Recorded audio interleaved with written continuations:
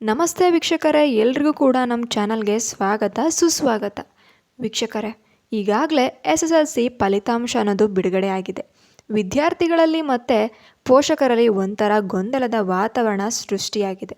ತಮ್ಮ ಮಕ್ಕಳನ್ನ ಇಂಜಿನಿಯರ್ಸ್ ಮಾಡಿಸ್ಬೇಕಾ, ಡಾಕ್ಟರ್ಸ್ ಮಾಡಿಸ್ಬೇಕಾ ಅಥವಾ ವೃತ್ತಿಪರ ಕೋರ್ಸ್ಗಳಿಗೆ ಸೇರಿಸ್ಬೇಕಾ ಅನ್ನೋ ಯೋಚನೆಯಲ್ಲಿ ಅವರಿದ್ದಾರೆ.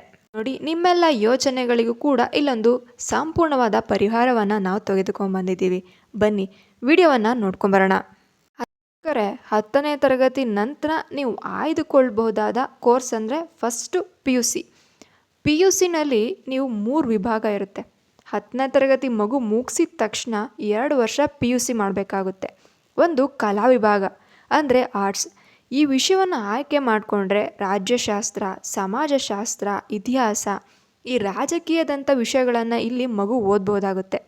ಈ ವಿಭಾಗವನ್ನು ಆಯ್ಕೆ ಮಾಡಿಕೊಂಡ್ರೆ ಶಿಕ್ಷಕರು ಬರವಣಿಗೆ, ಸಾಹಿತ್ಯ ಮತ್ತು ಪತ್ರಿಕೋದ್ಯಮ, ಇತಿಹಾಸ ತಜ್ಞ, ಹೀಗೆ ಹಲವಾರು ವೃತ್ತಿಗಳನ್ನು ಕೂಡ ಆಯ್ಕೆ ಮಾಡಿ ಇದಕ್ಕೂ ಕೂಡ ಒಳ್ಳೆ ಫ್ಯೂಚರ್ ಕೂಡ ಇದೆ. ಇನ್ನು ಎರಡನೆಯದಾಗಿ ವಾಣಿಜ್ಯ ಅಂದರೆ ಕಾಮರ್ಸ್. ವಾಣಿಜ್ಯ ವಿಷಯವನ್ನು ಏನಾದರೂ ಮಗು ಆಯ್ಕೆ ಮಾಡಿಕೊಂಡ್ರೆ statistic, commerce, business study, computer science, history, ಹೀಗೆ ಈ ಭಾಷೆ ವಿಷಯಗಳನ್ನು ಇಲ್ಲಿ ಇರುತ್ತೆ. ಇಲ್ಲಿ ಹೆಚ್ಚಿನದಾಗಿ ಲೆಕ್ಕ ವ್ಯವಹಾರದಲ್ಲಿ ಆಸಕ್ತಿ ಇರಬೇಕಾಗುತ್ತೆ, ಲೆಕ್ಕನ ಮಾಡಬೇಕಾಗುತ್ತೆ. ಮುಂದಿನದಾಗಿ ಮಗು BCom ಡಿಗ್ರಿ ಕೂಡ ಮಾಡಿ ಸ್ವಂತ ಬಿಸ್ನೆಸ್ ಮಾಡಿ ಅಥವಾ ಬ್ಯಾಂಕಲ್ಲಿ ಕೂಡ ಕೆಲಸ ಮಾಡುವಂಥ ಆಪರ್ಚುನಿಟಿ ಇಲ್ಲಿ ಸಿಗುತ್ತೆ.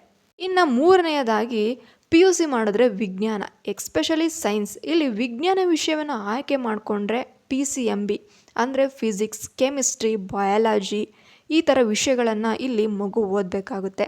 ಇದು ಕೂಡ ತುಂಬ ಫ್ಯೂಚರ್ ಇದೆ.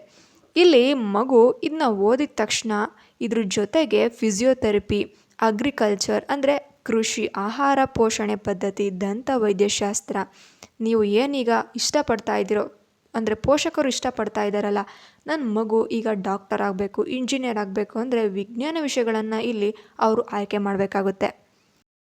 ಎರಡನೆಯದಾಗಿ ವೃತ್ತಿಪರ ಕೋರ್ಸ್. 10ನೇ ತರಗತಿ ನಂತರ ವೃತ್ತಿಪರ ಕೋರ್ಸ್ಗಳಂದರೆ ಫ್ಯಾಷನ್ ಡಿಸೈನಿಂಗ್. ಬಟ್ಟೆಗಳ ವಿನ್ಯಾಸ ಮಾಡೋದಕ್ಕೆ ಮಗುಗೆ ಇಷ್ಟ ಇದೆ ಅಂದರೆ ಖಂಡಿತವಾಗ್ಲೂ ಫ್ಯಾಷನ್ ಡಿಸೈನ್ಗೆ ಸೇರಿಸಿ.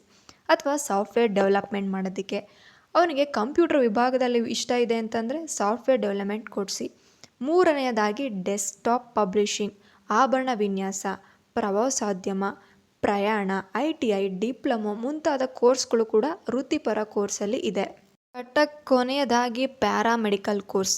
ನೀವು ಡಯಾಲಿಸಿಸ್ ತಂತ್ರಜ್ಞ, ಎಕ್ಸ್ರೇ ತಂತ್ರಜ್ಞ, ನರ್ಸಿಂಗ್ ಅಸಿಸ್ಟೆಂಟ್, ಈ ಥರ ವಿಷಯಗಳಲ್ಲಿ ಆಸಕ್ತಿ ಇತ್ತು ಅಂದರೆ ಪ್ಯಾರಾಮೆಡಿಕಲ್ ಕೋರ್ಸ್ನ ಕೊಡಿ. ನೇತ್ರ ತಂತ್ರಜ್ಞ, ಇಂತಹ ಹುದ್ದೆಗಳನ್ನು ಪಡೆಯಲು ಪ್ಯಾರಾಮೆಡಿಕಲ್ ಕೋರ್ಸ್ ತುಂಬ ಅಗತ್ಯ ಇದೆ. ಇದು ಕೂಡ ತುಂಬ ಟ್ರೆಂಡಿಂಗಲ್ಲಿ ನಡೀತಾ ಇರೋವಂಥ ಕೋರ್ಸ್. ಇವನ್ನೆಲ್ಲ ಮಾಡಿದ್ರೆ ಒಳ್ಳೆ ಫ್ಯೂಚರ್ ಕೂಡ ಸಿಗುತ್ತೆ.